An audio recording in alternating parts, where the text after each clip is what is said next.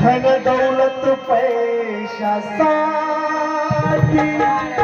वाटील नव्हता धोका देशील. आणि म्हणून लिहिण्याचा प्रयत्न केला.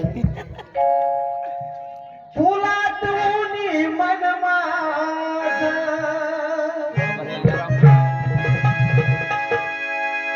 फुलात ऊनी मन माझं छळतया मला, फुलात ऊनी मन माझं छळतया मला. कसा विसरू